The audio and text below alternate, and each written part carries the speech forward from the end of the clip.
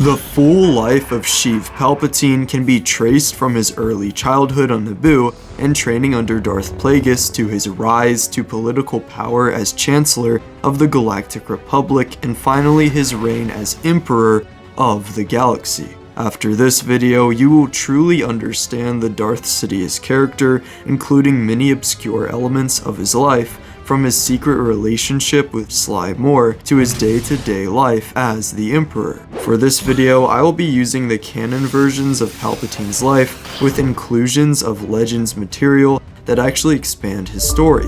Sheev Palpatine was born 84 years before the Battle of Yavin, while in Legends, he was born in 82 BBY. Sheev was born on the mid-rim planet Naboo into the noble Palpatine family dynasty and raised in the rich cultured environment of Theed. While some of Palpatine's early training with Darth Plagueis remains a mystery, Legends adds that he met him under the false identity of the Mun Magister Hego Damask, and Plagueis ordered the young man, who already has selfish, power-hungry motives, to kill his father.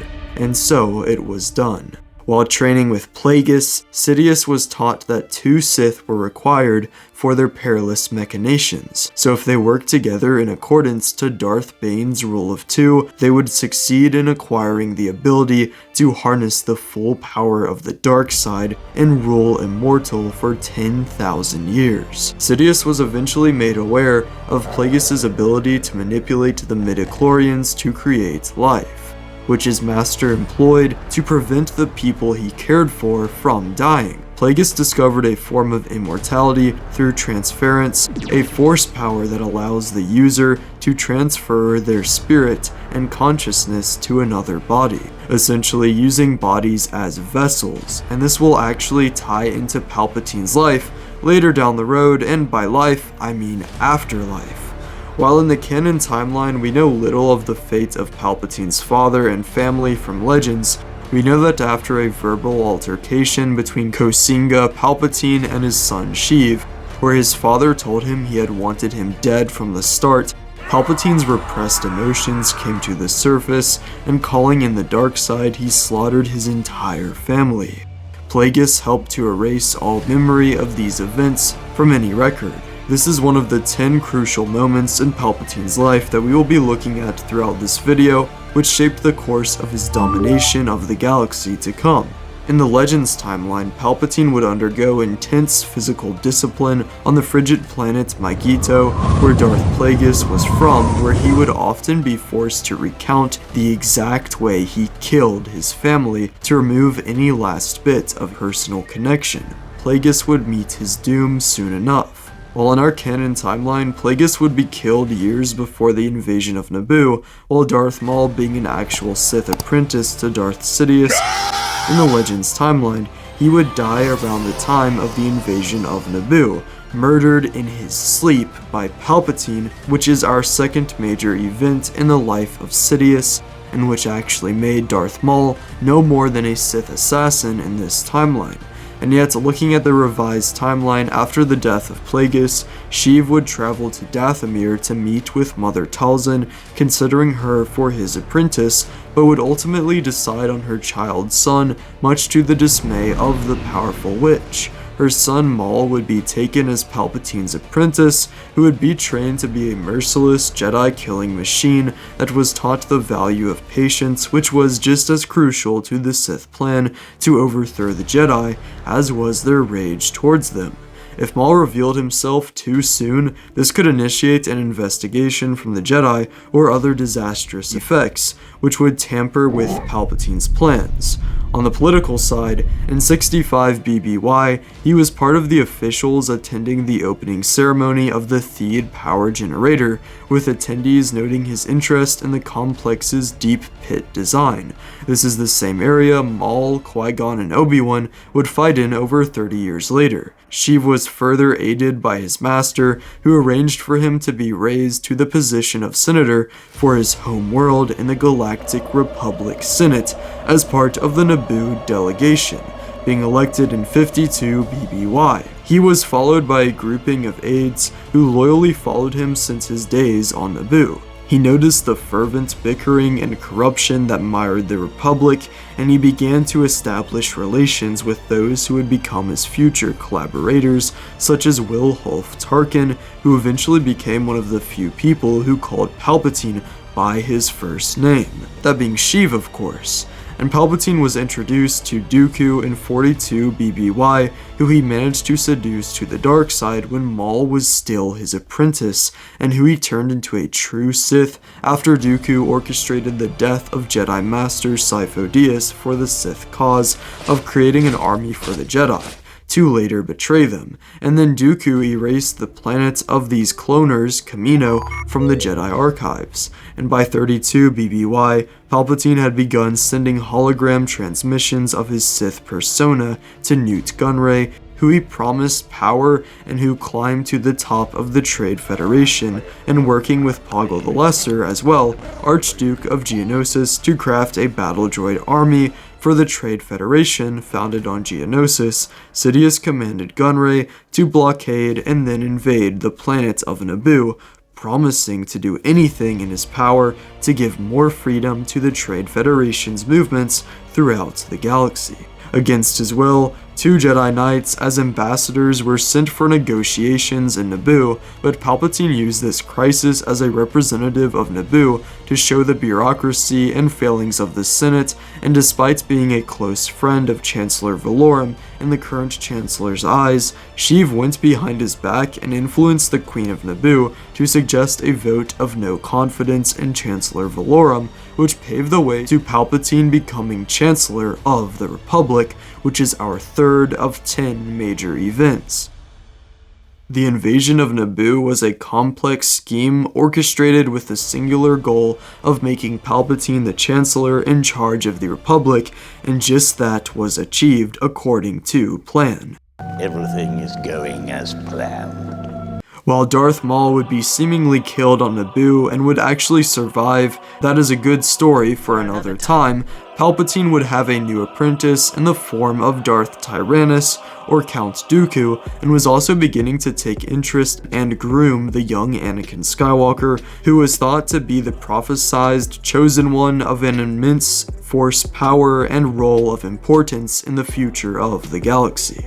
With the clone army Dooku had hijacked years prior, and the slow buildup of separatist succession from the Republic, the separatist crisis met its peak in 22 BBY, where Palpatine suggested the ideas of emergency powers in the presence of Senator Jar Jar Binks, who would grant these powers to Palpatine through the approval of the Senate, which allowed the Chancellor to create a Grand Army of the Republic. And this is our fourth major Palpatine event, which got him one step closer to Emperor of the Galaxy. So if you think about it, Darth Jar Jar was behind this story all along. Okay, that's not really canon, but everyone knows it should be. And after the Clone Wars broke out on Geonosis, this sprouted a 3-year conflict in which Palpatine had direct control of both sides, Republic and Separatists. Throughout this conflict, Palpatine would often politically oppose Senator Padme Amidala, former Queen of Naboo, who he came to know to be the wife of Anakin Skywalker, after a holy man, Maxiron Agolerga, who was at their wedding, indirectly told him. Speaking of relationships, we actually find that in Legends, the Umbaran senior administrative aide, Sly Moore, would, according to rumor, start a romantic relationship with Padme and would later with Palpatine, and would later be named Queen of the Empire, which we will look at soon. She impregnated herself with DNA based on a Force technique learned by Darth Plagueis, giving birth to Palpatine's 3-eyed son, Triclops, and then immediately dying all in 18 BBY. Back to the Clone Wars, Palpatine also exploited the durable scales of the Zillo Beast from Malastare to improve the clone army, and with his own top-secret experiments, and also stopped his former apprentice Maul from rising to power in the underworld after his brother Savage Opress had found the injured Sith Lord on Lotho Minor. Palpatine had become the most powerful Supreme Chancellor since the days of the Ruusan Reformations by the end of this conflict. Using the war effort as his excuse, Palpatine had the Galactic Constitution amended multiple times during the conflict.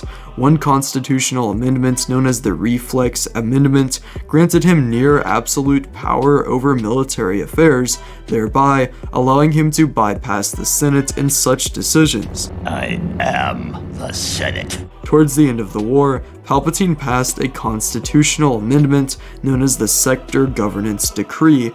Palpatine created a new structure of regional governance by naming certain individuals governors. In theory, the decree was designed to shore up the war effort by uniting star systems into singular blocks and transforming their production centers into war-focused installations. In reality, however, regional governors could become leaders of the systems they oversaw, allowing Palpatine to circumvent and one day disband the Senate by creating a new bureaucracy composed of individuals he sent out himself. The decree, which is our fifth event, however, proved to be too much for senators who formed the delegation of 2000, which quietly assembled the petition of 2000 in the name of protesting Palpatine's conduct and growing powers. Led by Padme Amidala, Mon Mothma, and Bail Organa, the delegation hoped to make Palpatine give up his emergency powers and intended to present their petition to Palpatine once it was signed by 2,000 of their fellow legislators. In 19 BBY, 3 years into the Clone Wars, Palpatine orchestrated a way to have his current apprentice killed by Anakin Skywalker and to bring the war to a swift end. General Grievous and his fleet would surprise attack the Republic capital of Coruscant, where Palpatine was captured by Grievous in another major move from Palpatine that gained him galactic dominance, the sixth we've looked at so far, and the CIS fleet would be struck above the planet fighting with Republic Venators, and Jedi Anakin Skywalker and Obi-Wan Kenobi would lead the rescue mission for the Chancellor, and Anakin would in fact defeat and kill Dooku after a duel with him from orders given by the Chancellor. This was the beginning of the end of his destruction of the Jedi. Meanwhile, the Jedi began to distrust and resent the Chancellor's accumulating power and control. After furthering his relationship with Anakin by being a solution to the problem of his wife dying from childbirth, and the Jedi Council not trusting him when revealing himself as the Sith Lord the Jedi had been searching for the whole war, Anakin was lost and conflicted on what to do, rather than defiant and victorious, as you might have expected. After an arrest attempt by Mace Windu and other Jedi Masters, Anakin would arrive at Palpatine's office and in a brash, split-second decision born out of fear and confusion would cut off Mace Windu's hand before the Sith Lord would blast him out into the sky with Force lightning.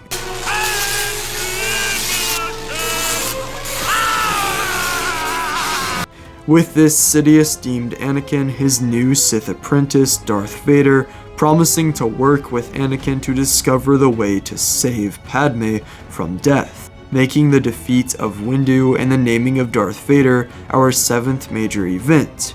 He would initiate the Great Jedi Purge, and with Darth Vader wiping out the Jedi Temple and the biochips he had installed in the clone troopers, with the help of Darth Tyrannus, would be activated for Contingency Order 66, which stated the Jedi as traitors of the Republic, who the clone forces were to execute at once. With this eighth major move, the Jedi were left all but extinct, and without them to oppose him, Palpatine created the Galactic Empire, ending the Republic, which stood for over 25,000 years, and declared himself as Emperor over this new system, and this is the second to last huge move by Sheev.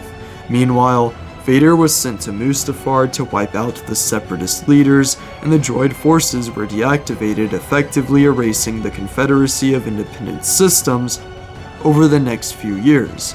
The Tarkin Doctrine would slowly replace the clone troopers with human conscripted soldiers, which means both sides of the Clone Wars were quickly overcome. Despite his unimaginable victory with these actions, Palpatine was left disappointed after the defeat of his apprentice Darth Vader on Mustafar at the hands of Obi-Wan Kenobi, which left him limbless and burned alive, needing a massive life support suit to stay alive, which greatly impaired Lord Vader and would forever keep him from reaching his full potential. With Vader as his symbol of power and terror throughout the galaxy, the Empire became focused in pure military might, complete galactic control, and the eradication of any remaining Jedi. So to understand a day-to-day life for the Emperor, besides training his apprentice Darth Vader, ordering the massive forces of the Empire around the galaxy, and maintaining a dwindling facade of a wise, caring leader, Palpatine also trained multiple hands to him and enjoyed watching Jedi survivors die before him. He also wrote multiple books like Absolute Power and Secrets of the Sith. And he acquired all the secrets of the Jedi archives and Sith holocrons. Palpatine had multiple palaces on Naboo, Biss, and most notably Coruscant.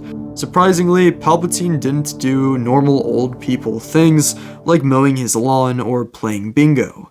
Legends adds that Darth Vader would train a secret apprentice in 3BBY named Starkiller, who Palpatine would find out about and would inform Vader to stage his death, before then having Starkiller assemble the greatest traitors to the Empire to destroy them all. Calling on the light side of the Force, Galen Marek would sacrifice himself before the Emperor, which proved as the inspiration to start the Alliance to restore the Republic.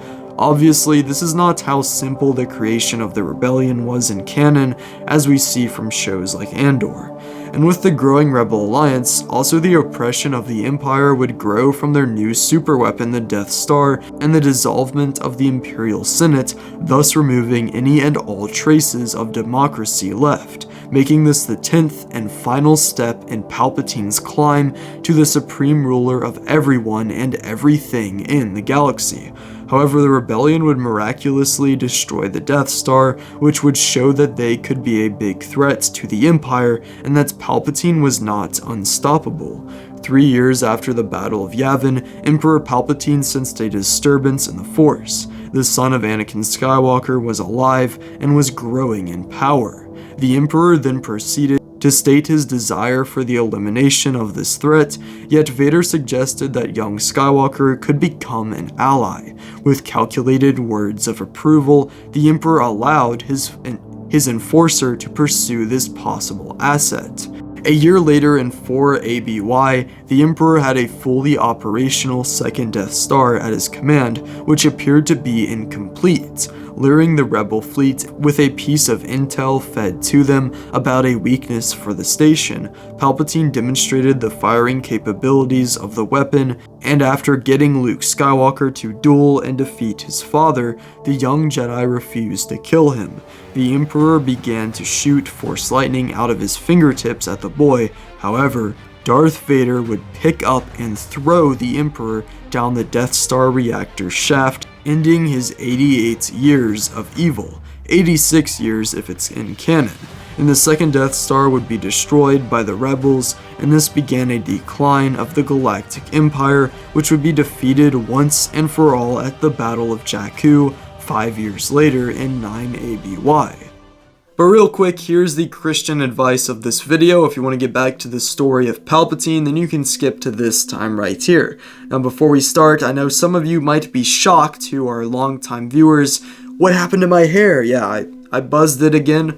I don't know, I was feeling like doing a buzz, and I think it looks pretty good, but, let me know in the comments if I got, messed up by my barber, or if this is a good look for me. I don't know, I think it looks fairly clean, to be honest. But anyway, today my advice, which isn't even necessarily biblical, but I think very much goes in line with the idea that sloth is a bad thing. If you're really struggling with productivity or anything, or just success in general with building a business, working hard, anything that you want to achieve in your life, I got one golden rule, and I assure you, if you follow this rule, I've seen it in my very life, in this very last week, day after day, and that is to do what you have to do even when you don't want to do it. You'll be able to achieve anything. And I assure you, when you're in that moment, when you don't want to, just keep that in mind and think, you know what, I don't want to do this, but if I do, then I can get to where I need to. Getting back to the main video, remember you can subscribe if you want to, because it does really help out the channel, and if you want to see more life stories like this, let me know in the comments. But yeah, back to the video. However, taking from cloning knowledge Palpatine had from his master Plagueis, the Emperor would be resurrected in different clone bodies, one of which became Supreme Leader Snoke of the First Order, who would train Kylo Ren, the son of Han Solo, and Leia Organa, and then also his final clone body, which was a decaying version of his former self that was sustained to full health after draining Force energy from Rey Skywalker and Kylo Ren, now Ben Solo, but would be defeated for good by Rey, who is actually his granddaughter, born from one of his clones.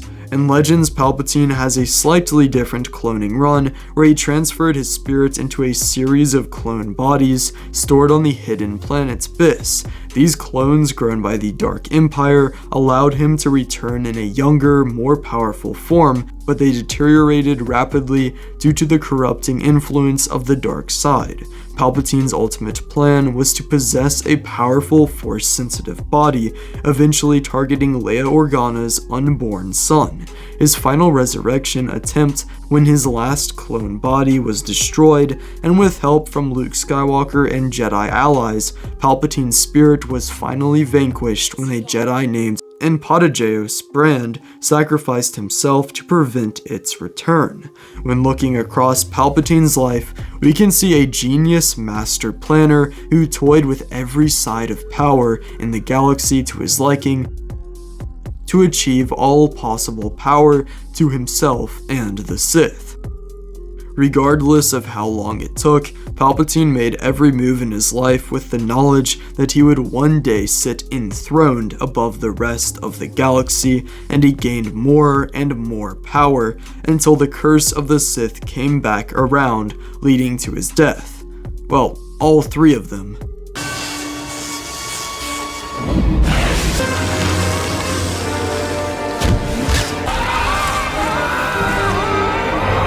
And if you specifically found the Order 66 part of Palpatine's life interesting, then you might also like this video I did, where I looked at every clone contingency order from Palpatine. But yeah, see ya.